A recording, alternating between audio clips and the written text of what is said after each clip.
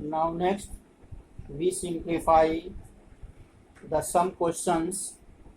If cos x is equal to minus 3 by 5, cos x is equal to minus 3 by 5. If x lies in the third quadrant, then find the all 5 trigonometric function. Now since if cos x is equal to minus 3 by 5, therefore the sec x is equal to minus 5 by 3, such that sin square x plus cos square x is equal to 1. We put the value of cos x minus 3 by 5 in this question, so we simplify to get the value of sin x. If the value of sin x is plus minus 4 by 5, value of sin x is plus minus 4 by 5. Since x lies in the third quadrant, so the value of sin x is negative in the third quadrant. Therefore, the value of sin x is equal to minus 4 by 5. Corresponding, the value of cosec x is equal to minus 5 by 4. And the value of tan x equal to sin x upon cos x. Value of tan x is equal to sin x upon cos x. That's equal to 4 by 3. Corresponding to find the value of cot x. Corresponding to find the value of cot x is equal to 3 by 4.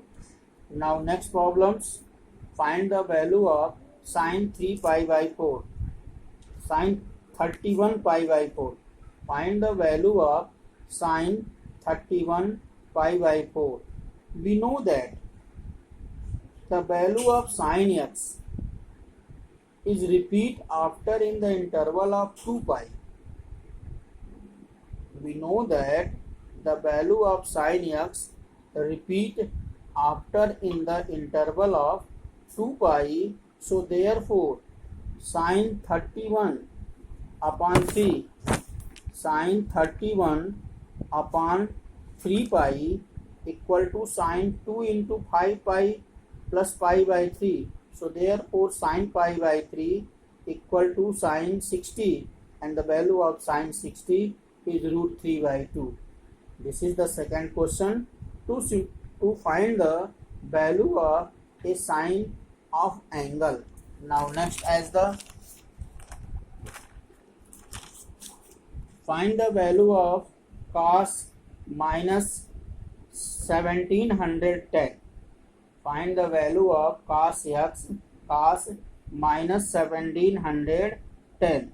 Solution of these questions, we know that cos x is repeat in the interval of 2 pi. Therefore, the value of cos x repeat in the interval of 2 pi. So therefore cos minus 1710 is equal to cos minus 1712 plus 5 into 360.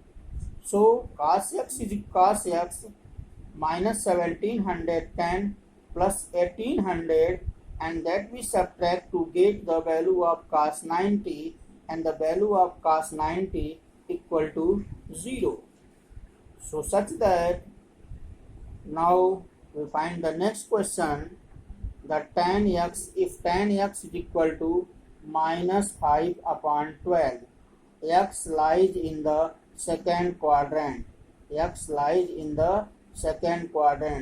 So solution of this question, now we since tan x is equal to minus 5 by 12, so cot x is equal to minus 12 upon 5. X lies in the second quadrant. If x lies in the second quadrant, then value of sin x will be positive, and the cos x and corresponding cosec x be negative. Sin x and cosec x be a positive value. So we know the identity 1 plus tan square x equal to sec square x. Now we put the value of tan x minus 5 by 12 whole square in this question, so we simplify to get the value of sec square x. So sec square x is equal to 13 upon 12. In the second quadrant, cos and sec be a negative, then value of sec x be minus 13 upon 12 and the cos x be minus 12 upon 13. Now the next identity to find the sin x and cosec x, 1 plus cot square x equal to cosec square x, and put the value of cot x minus 12 upon 5 in this identity to find the value of cosec x.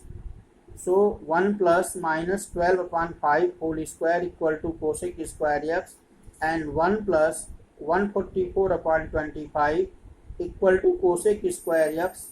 Taken the LCM of 25, so 25 plus 144 upon 25 equal to cosec square x, and 169 upon 25 equal to cosec square x. So the cosec x is equal to 13 upon 5. In second quadrant, sin x and cosec x be the positive, so the cosec x is equal to 13 by 5 and sin x is equal to 5 by 13. Thanks. Now we will given in the next lecture.